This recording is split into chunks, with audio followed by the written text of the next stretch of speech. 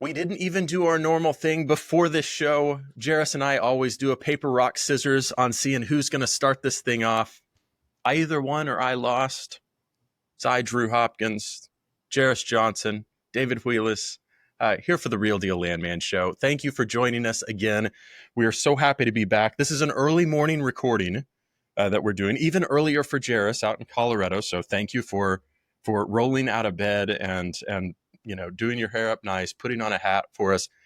You've got the Real Deal Landman hat that I've never got one. I've got the Real Deal Landman slap bracelets that you've never got one. That don't have. We need to do a formal trade at some point. Yeah. I think at some point we'll get together. It'll be like you got the stuff.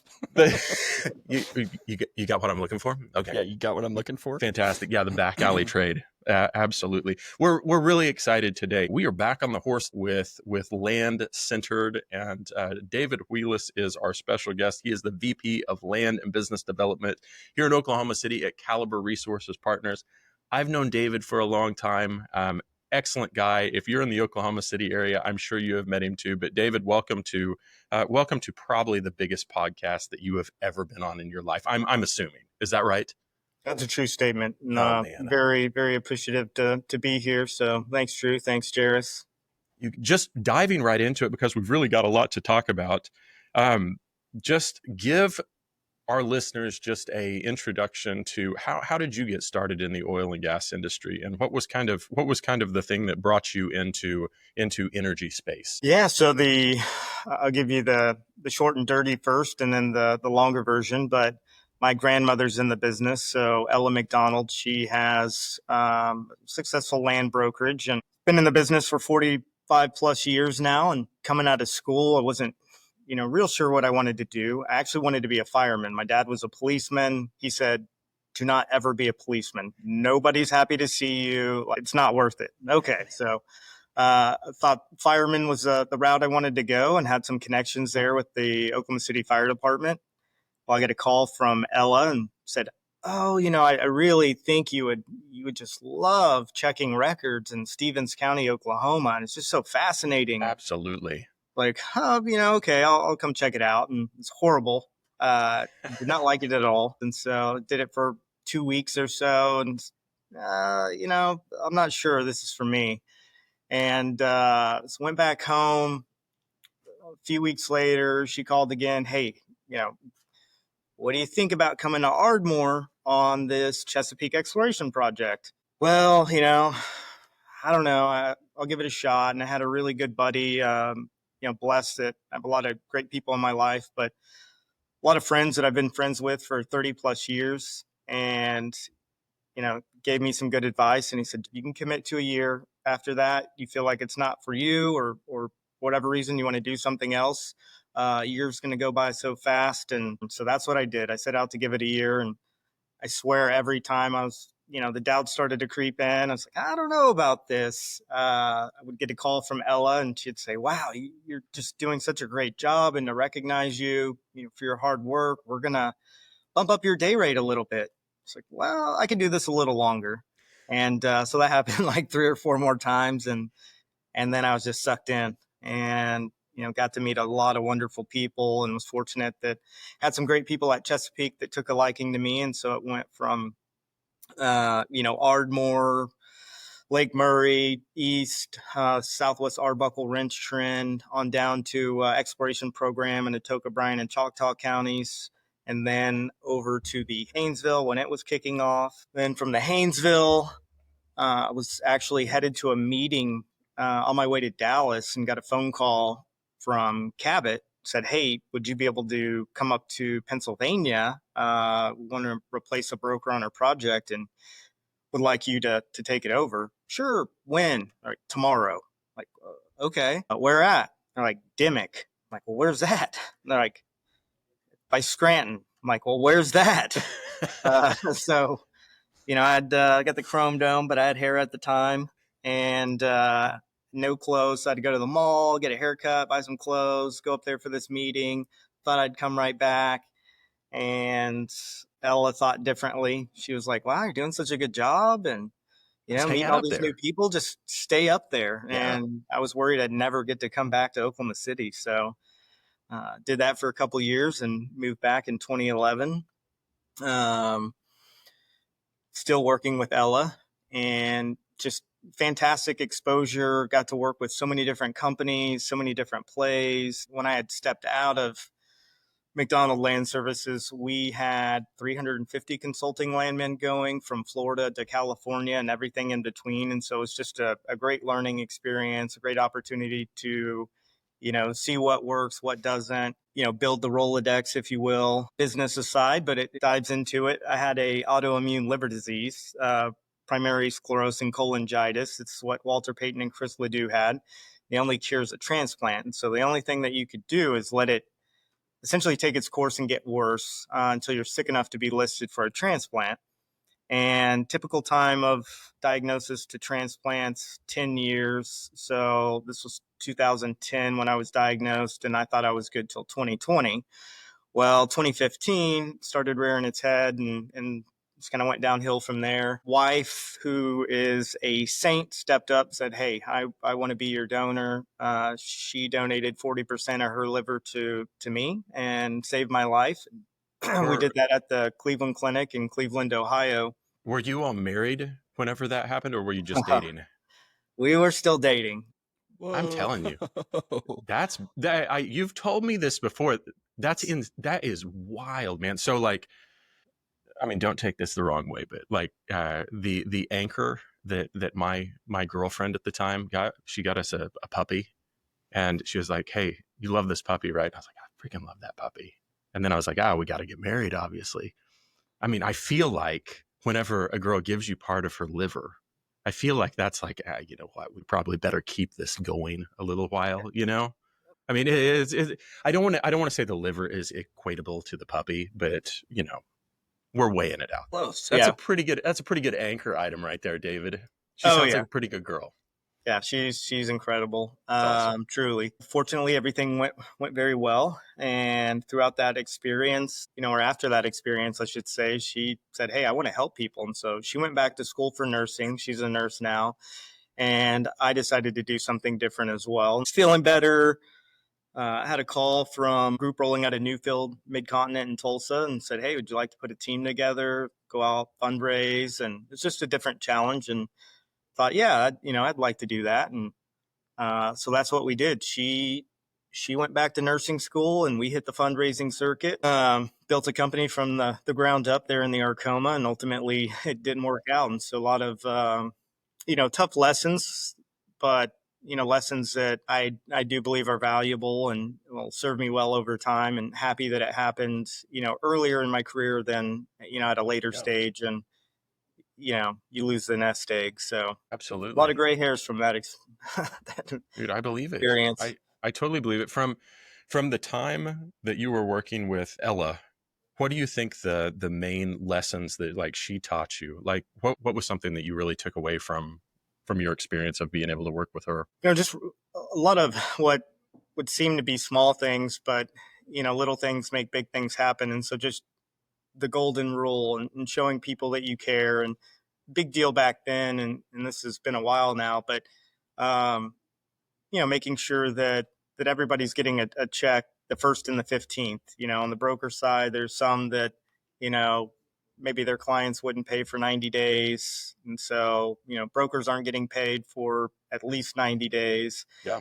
Ella was very big on like 1st and the 15th, regardless of whether, the company gets paid or not, because how can you have somebody out in the field or on a project, trying to focus on the work at hand when, don't know how to cover expenses back at home, and, things like that, handwritten notes, punctuality, checking in more than anything. So every time she'd come into the office, she'd always bring good energy and how are you doing today? And how, how's everything going? And, and just the persistence too, that, it takes to get a lease, get, a deal done. So you absolutely. get knocked down a lot, but you have to keep going.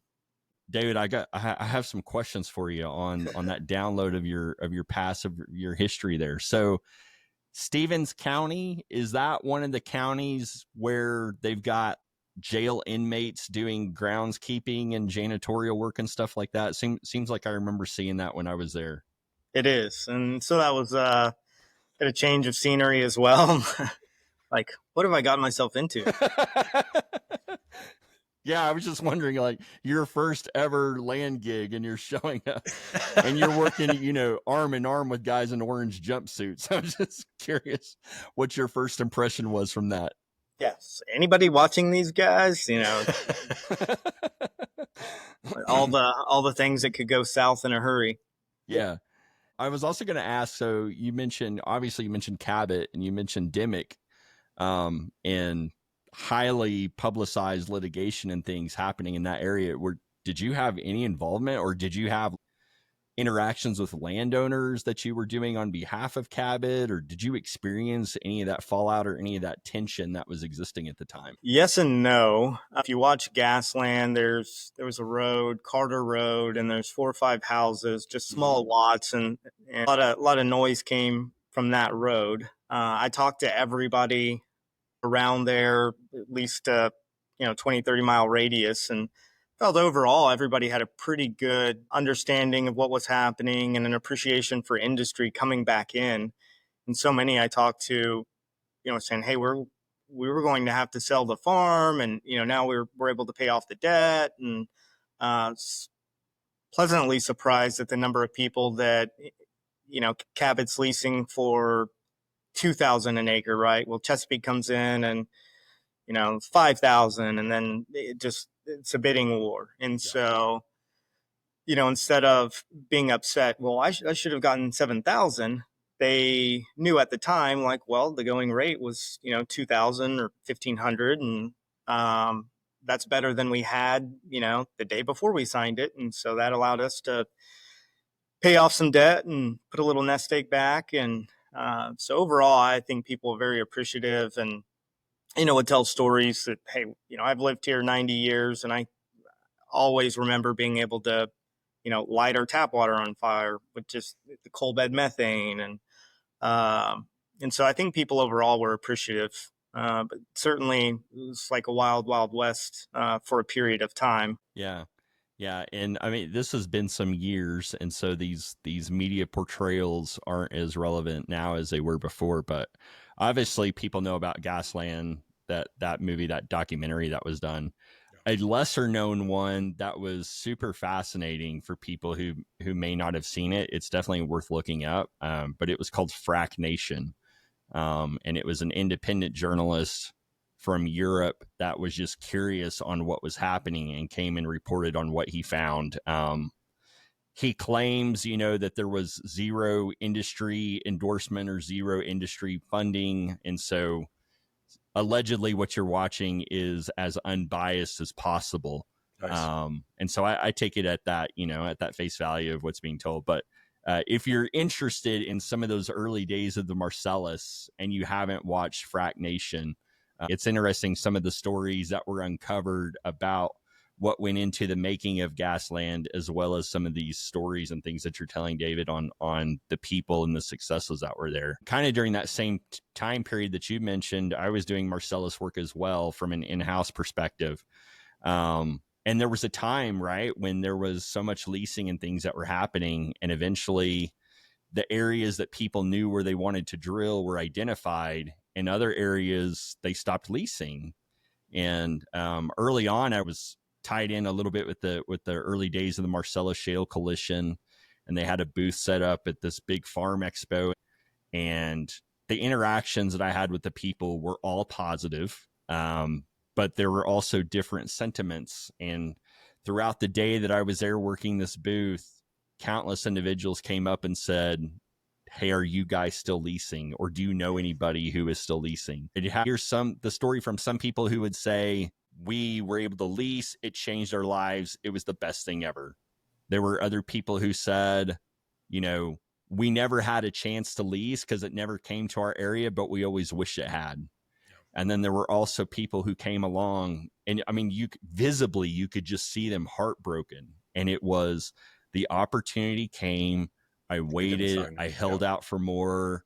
I joined a landowner group, or I did something else, and then it was gone. And I missed my chance. And I need it.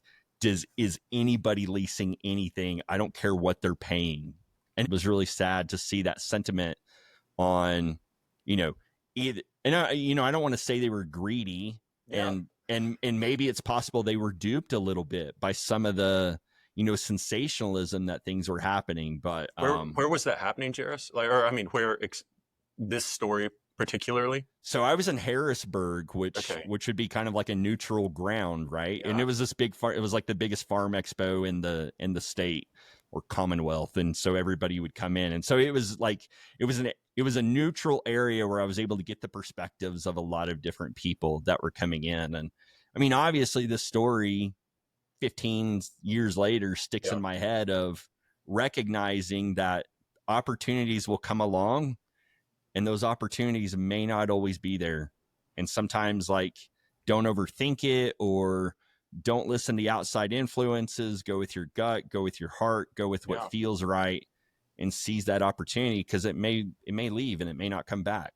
One of the most burned in my memory stories that I always had was, I had to go down to the Haynesville in Shreveport and Bossier City quite a bit whenever that was really, really hot and leasing. And one time we were down there, and we had already done we had been at our field office, and they were having these big leasing events at the county fairgrounds and everything there.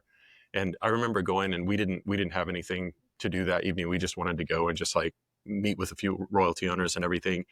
And there was a guy up on stage, and I don't know if he was an attorney in Bossier City, but it was almost like one of those big tent Baptist revivals. Yeah. He was whipping the crowd into such a fury, and he was saying, I remember it just like it was yesterday. He was like, I know you've been offered $25,000 an acre. It's not going to be 25. It's not going to be 30. It's not going to be 35. It's not going to be 40. And he was like, we're going to get up to $55,000 or $60,000 an acre. And I remember feeling it wasn't a scared feeling, but it was a super nervous feeling, because you were the expectation is so high. And also a lot of the people that were sitting there, I mean, you knew for a fact that they had never seen that sort of money before in their life. And whenever he's telling them that what they're being offered will be doubled, if not, 2x times, 2+, they were really believing it. And right after that, it was no sooner that we had got back to the office, maybe the next week or no more than a 2-week span, that the bottom started dropping out. And all the leasing that was outstanding, they were those deals are off the table. The new deal is $5,000 an acre or $3,500 an acre. And just like what you said, we were getting calls constantly of, well, hold on, I still have the paperwork for 30. Can we sign it? And we'll take it. We'll totally take it. Similar calls, just across multiple places, but Haynesville, to your point, Drew, was probably, the largest as far as the dollar figures, but so many, we're holding out for 26.5, and it's hey, 25 is really great. Really think about this. And then,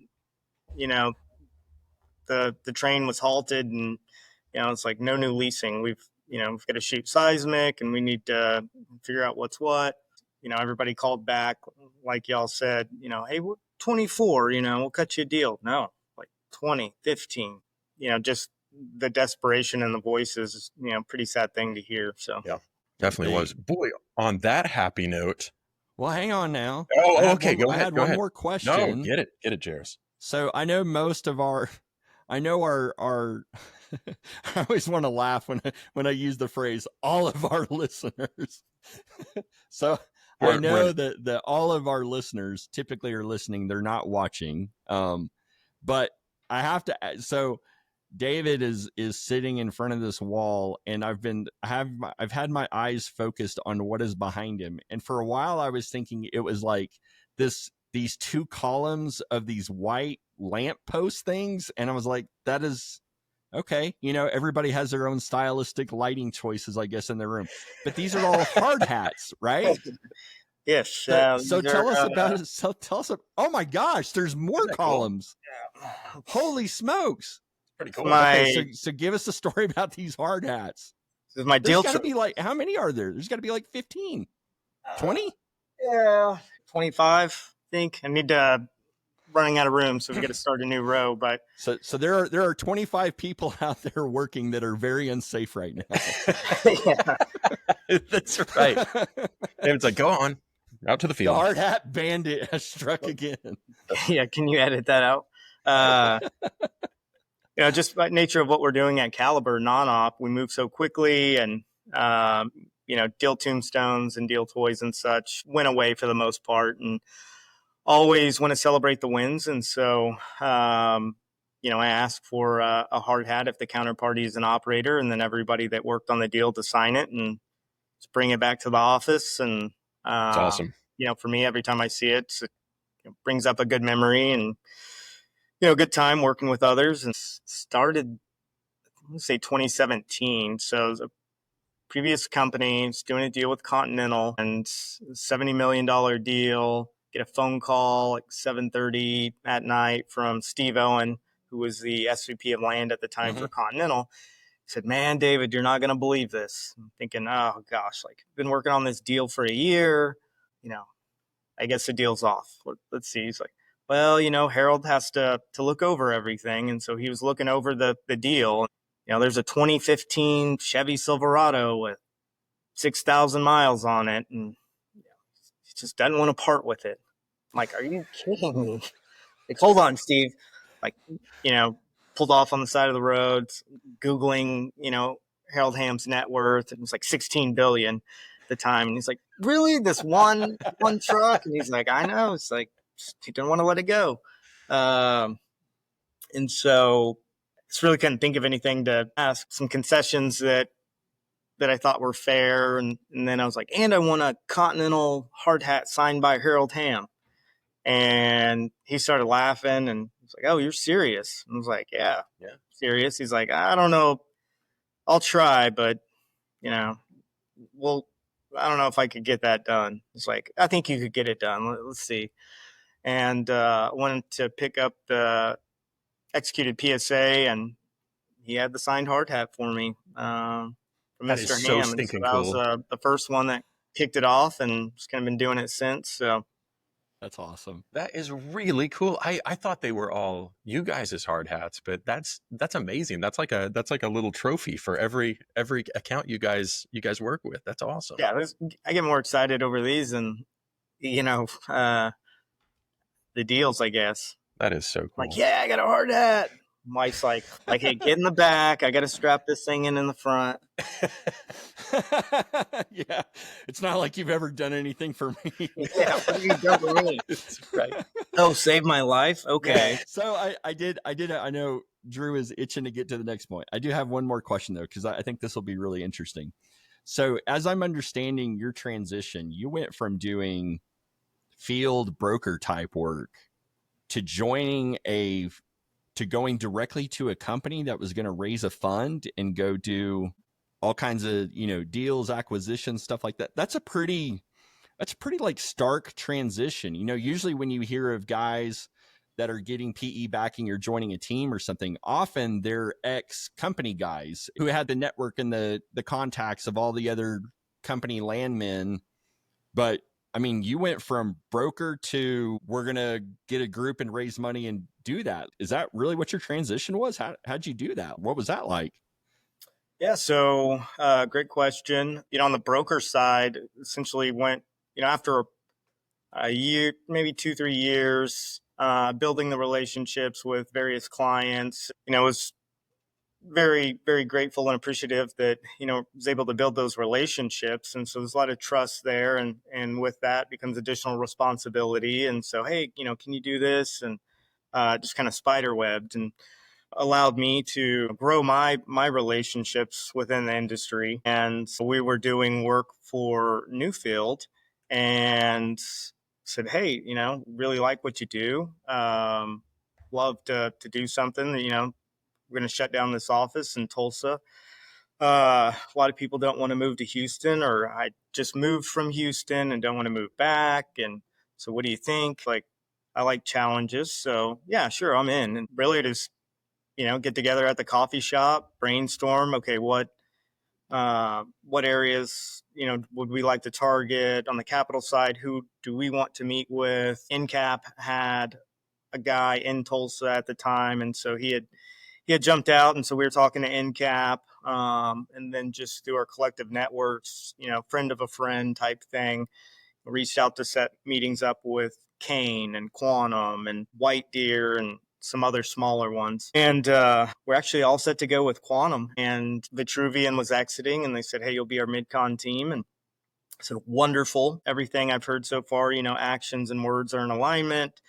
Our board was set, docs were set, everything was ready to go. And then, our CEO received a call from Tom Edelman. He called, gave his pitch, and said, oh, that sounds good. And we pulled away last minute from Quantum and just had so much appreciation for how Quantum handled that. It was interesting just during the fundraise, the different flavors of the groups, all similar in a lot of ways, but starkly different in others. And I just really liked what the Quantum team had to say. I mean, when we went to break up with them, the way they handled that was just incredible. No preparation on our side, I will say, and thought that, point out something in the agreement, say, hey, provision 7's just not going to work for us. And they'd say, well, kick rocks.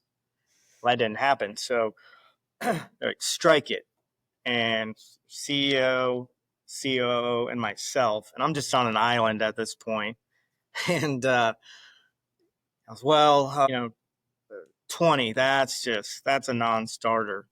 Well, what do you want it to say? Really scrambling at that point. And then Dee Verma was the president of Quantum at the time, and he called his assistant in and said, hey, clear the rest of my day, cater and lunch.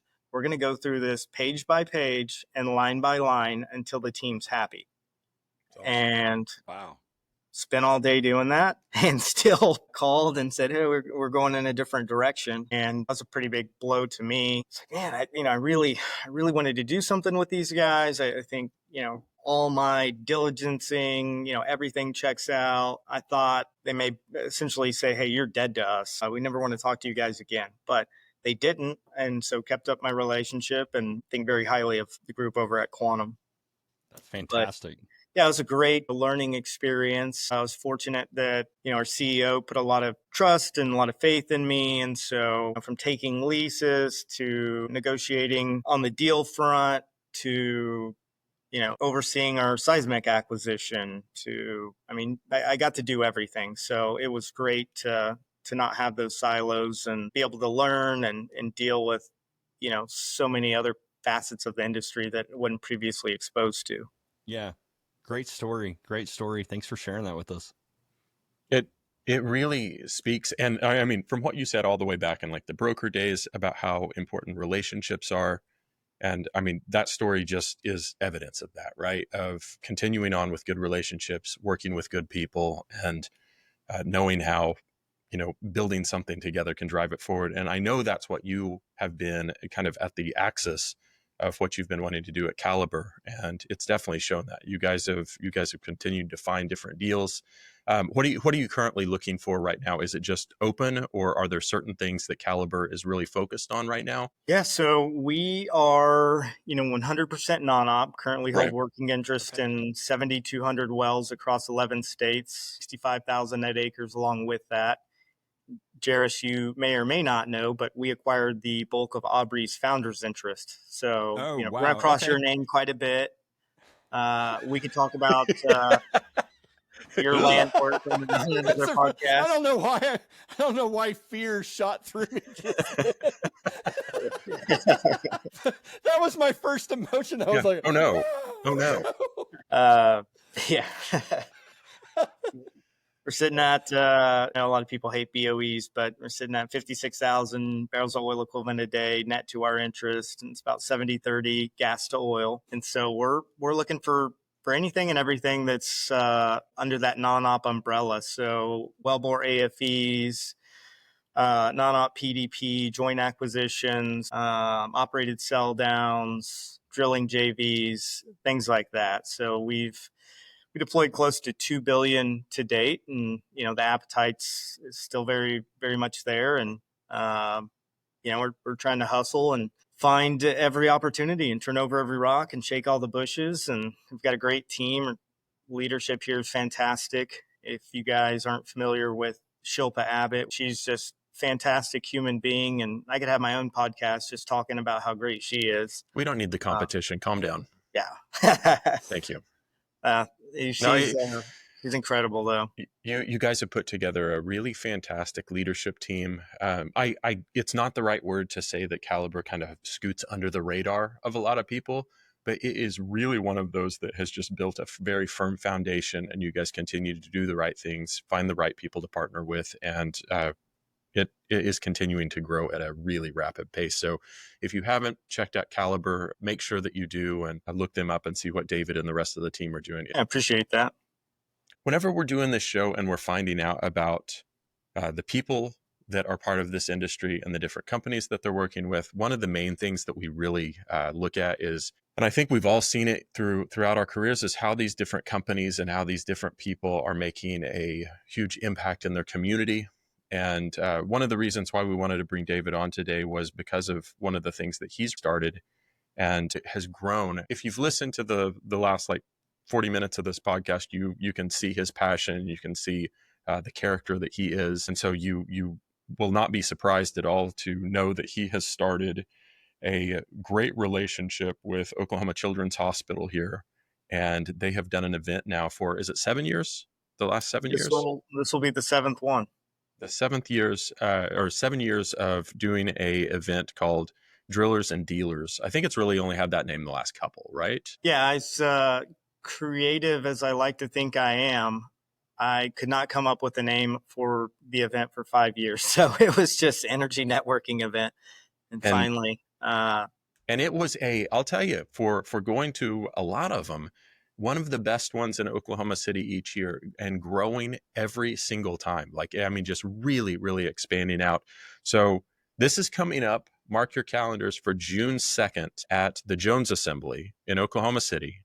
They close it down for the whole evening. It is one of the largest and just most captivating energy events every year. But the main thing that we want to do is I want to give David some time to be able to talk about where this came from and what it is and how your company, you the listener, can get involved. So David, walk us through a little bit about how Drillers and Dealers came to be and what it's giving back to. Yeah. So don't forget to tell us how much are tickets, for people to buy to go into, and all the sponsorship levels and how all the 15 different sponsorship. That's right. Fill us in on all that as well. Appreciate that. So it started at just a small happy hour, and I reached out to a few groups, and the response was very positive. And being somebody that doesn't drink, I was really unsure of how much I needed to raise. So the first one was at Fassler Hall in Tulsa, and food, rent out the venue. Are people going to come in? And all I could just picture in my head, just, really jacked drilling engineers, going in and we're going to drink everything in this bar. Right. And it's no, please don't. I got a budget.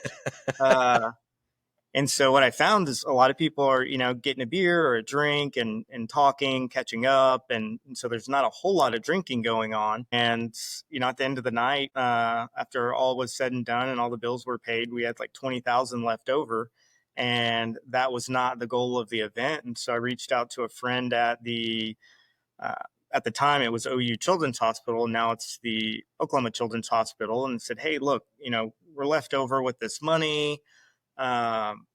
It's not right, in my opinion. Would love to partner with you guys if you're open to it. And she said, yeah, we would love the opportunity to work with y'all. And so been partnered with them ever since, and they've been absolutely fantastic, and they'll bring the dogs to the event. But really wanted something that, preaching to the choir here, but we all go to so many events and it's so many discipline specific events. Well, to build out your network and your Rolodex and just meet others in the industry, it takes all disciplines moving forward to make things happen. And, I want accountants there, attorneys there, geologists, engineers, land, you name it. And so try to keep that pretty pretty representative of the overall sponsor list. And so, I think we're 72 sponsors, maybe a bit higher than that right now. And in sponsorship, there's one level, it's $1,000. So, one of the goals when I started this was, wanted it to be accessible for everybody. And so if you're a sole proprietor just starting out, you could probably swing it. If you're a, Diamondback, it's no problem. But, there's not all these, random tiers, and it's $10,000, and really try to focus on what's the value proposition. I have so many now that come in from Houston and Midland and Denver, Tulsa, some as far as Pittsburgh as well. Holy smokes. Fortunately, it's grown every year, and people seem to really enjoy it. And so as long as that's the case, I'll keep doing it. Certainly more challenging trying to get 100 sponsors at $1,000 than saying, hey, let's do 2,000, but held firm on the line that, 1,000 is what I want to stick with, and, have to work harder to get there, then so be it. But don't want to deviate from the original intent and the plan. And that was for, sole proprietors, other disciplines to be able to come, hang out, network, and trying to take every excuse possible not to come. So we rent out the entire venue. So only oil and gas people will be there. Complimentary valet parking, open bar, food, a lot of great door prizes. I've got a silent auction. Yeah. So a couple, 3-day stays at cabins in Broken Bow and in Colorado, and various other things.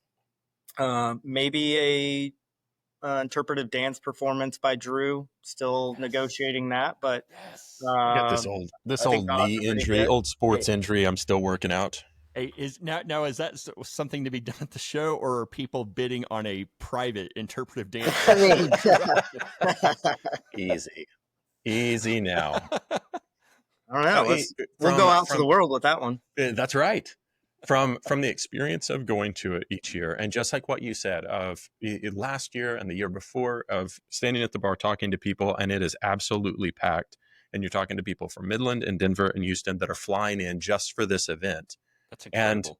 And it's absolutely incredible. And whenever David mentioned the dogs are going to be there, those are those therapy dogs from OU Children's. Okay. And this wasn't a saying. This was literal. Like, yeah, there will literally be dogs there. There will literally be dogs there, but like they're super, as you would imagine, super sweet. They just walk through the absolute chaos of this event, and it doesn't faze them at all. And they just want to be like petted. The other thing that is usually there is Oklahoma Children's. Sometimes whenever a doctor isn't able to be in person to maybe talk to a kid, they've got what's like an iPad on just like a stand that's like a Segway, and it can roll around, and they bring a couple of those usually, and they have those set up to where you, Jerris, could be sitting at the bar, and you can have your face going around and mingling through the crowd in the different areas of the Jones Assembly, which is really fun. And like it's really funny. It's very unique for an event, But the biggest thing that I am just absolutely trying to hammer home with this, and why it's so cool, is that David continued on with that $1,000 sponsorship of, if you're a small company, $1,000 you can swing. If you're a big company, obviously you can do it, but he runs those sponsor lists of the people that are supporting this the entire night over like the big screen, and you get that same promotion. But the main thing is you're giving to an absolutely fantastic cause, and it's 100% of the benefits of this. Is that right, David? I mean, it's after like the bar tab and everything's paid, yeah. But it's everything else. And then last year, was it over $100,000? Yeah, so we've been very, very fortunate that each year it's grown. And so last year was the first year that we eclipsed the 6-figure mark, and so $107,000 or $100,750. That's amazing. It's amazing, man. You got to be super proud of that. It's it's a pretty big undertaking, a lot of cat herding, but as long as everybody comes out and has a great time, and the Children's Hospital's just so incredibly appreciative of the industry support, and then they're able to build relationships as well, and hopefully parlay that into something bigger with Devon or Expand or Diamondback or whoever. have some of the largest companies in the space that will be in attendance and sponsoring. And so the goal is, regardless of where you work, what discipline, that you'll recognize somebody up there and say, oh, okay, yeah, 2 accounting groups. So if you're an accountant, there's something for me there. Or OFS, banking. So operators we've got energy insurance companies, energy recruiting firms. So really try to be as well-rounded as we can. And so it's not too lopsided, one way or the other. And website is drillersanddealers.com. And so you can go and check out some of the sponsors. We still have a few more to get up on the page, but pretty solid list so far. A lot of who's who in the industry. So very appreciative of that support, and that they find it a worthwhile use of their money and their time. And would encourage anybody that can come to please do come. Just bring a business card. It's myself and our fantastic office manager, Christina Kerr. And so, you're not getting a red wristband and somebody's getting a green one, and they mean different things. And it's everybody's on the same level, same playing field. So what I love about this story is, you mentioning that you don't drink, but still putting this together. I don't drink. I never have. And like that same trepidation that you had is exactly what I would be feeling. I mean, I have no idea what alcohol costs. I have no idea what it costs to buy a drink at a bar. The inspiration that I take from your story on that is being willing to step outside of your comfort zone and tackle something that you may not know anything about, and still turning it into an extraordinarily successful event and an extraordinarily successful venture. I mean, that's just awesome. You weren't an event planning coordinator. You obviously had some contacts.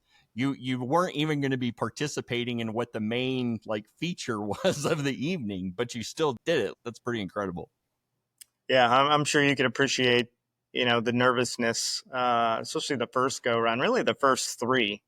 It's like, okay, well, I escaped the first one and that went fine, but next one, these guys are going to come back and they're going to, and it's not happened, knock on wood. Because ultimate goal is to, all that money goes to charity. So, a lot of people will come, have a drink or two, make the rounds, maybe do some light snacking. We'll do the giveaways throughout the night. And so, variety of cool things, silent auction, and, afterwards set up dinners and, go hang out. And not long ago, we were at the Thunder game with the Gulfport CFO, and he's like, I always know when the event's coming up because everybody reaches out as they're in town wanting to make the rounds. And so things like that, that's pretty cool to hear. Is I want everybody to benefit. I want this to be an industry event, and want something good to come out of it for everybody, and have a great time and for a great cause. It's just equitable outcome.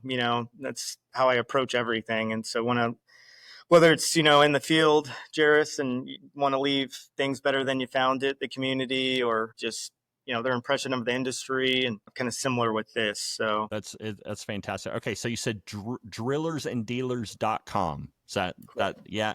And if for some reason you didn't catch that website, obviously we want to help promote this incredible cause. So if you didn't quite catch the name, reach out to any of us through our methods, LinkedIn, comments, whatever. And we want to get you in touch with David and be able to support this amazing event, be able to attend, be able to sponsor. This is really cool. Definitely something that needs to be on the radar, apparently, regardless of where you live. If you've got people traveling in, that's awesome. It's fantastic. Yeah, a lot of people, I'd say at first glance think, oh, it's a mid-continent specific event. It's not. It's just held in Oklahoma City. And so, when you look at the sponsors and just the reach, touching every basin, and the who's who on the banking side, on the legal side, all the deal makers and the rest. And so, I think it is a good work. The value propositions there. And $1,000 isn't nothing, but I could take a pretty small group to a nice dinner and spend more than that. And this gives you the chance to interact with 400 or 500 other people and, grow your networks. It'd sure be nice to have a DO contact at this company. See if we can get, we need to get in pay. And, and now I have one. And same on, the geo side, and that communication and dialogue, and ultimately iron sharpens iron. And so be a lot of smart, good people there, and great to get them in your network. So that's really, really cool. But here's how great our CEO is delivering my Chick-fil-A. Hey, fantastic! Hey, like to see it. You're on a podcast too now. I don't really have a podcast. Well, too late. Can't edit it out. Sorry, we don't know how. Well, we are wrapping it up. The one thing that I wanted, this is the Real Deal Landman Show. David, did you ever watch the Landman Show on Paramount Plus? You guys are not going to be happy about this, but we probably will watched be. like 20 minutes, and I was like, I can't get into it. Oh my goodness. Well, you probably watched 20 minutes more than a lot of our listeners. So what I can tell you is breaking news, Jerris. Breaking news online on the interwebs. There's a casting call going out for season 2 for extras in the Fort Worth, the Weatherford, the Crescent, and Irvine area, or Irving. Irvine. Sorry, Irving. That's California. It's Irving. What they are needing is individuals with paramedic experience. So somebody's going to die. Hate to hear that. The second is retirement home administrators. So unfortunately for us, for all of us, the beautiful Billy Bob's wife is still in the second season, evidently. Oh no. We need roughnecks with trucks is another one. And then we need women ages 20 to 30. So new love interest for Billy Bob. Fantastic to hear. It's called the Belichick rule. Look it up. And then the last thing that they've got, and this one was one that I found really interesting, was they're looking for Demi Moore's running double, like jogging double. And it says, submit videos of yourself running to mycastlefile.com. So if you all want to dress up and start running, I can give you the website. And that pays $250 a day for up to 12 hours of work.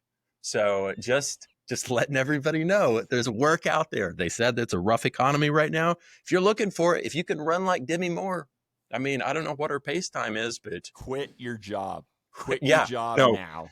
Jerris is given, this is sound advice right here. Quit your job and be the retirement home administrator for season 2 of the Landman Show. It's just the beginning. Drew, I'm putting in your info on that one. I'm envisioning Ben Stiller's character from Happy Gilmore. Yeah. That's right. Yeah. You will go to sleep or I will put you to sleep, right? That's the way it goes. Hey, you play it right. You may have a spinoff there. Now your back's going to hurt because you're on garden duty. Oh, my gosh. So season 2 is happening. It's happening, people. We're all excited for it. If you need more information about that, contact us. Well, whatever.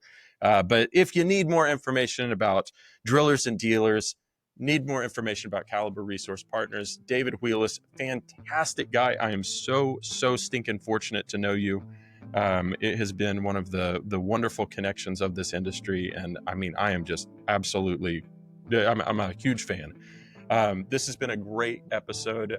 Any last bits of wisdom from either of you fine gentlemen? Oh, we've said it all. That's the wisdom for today. That's the way to end it right there. So for Jerris Johnson, I'm Drew Hopkins. That's David Wheelis. Thank you for listening to the Real Deal Landman Show, and we will see you next time. See ya.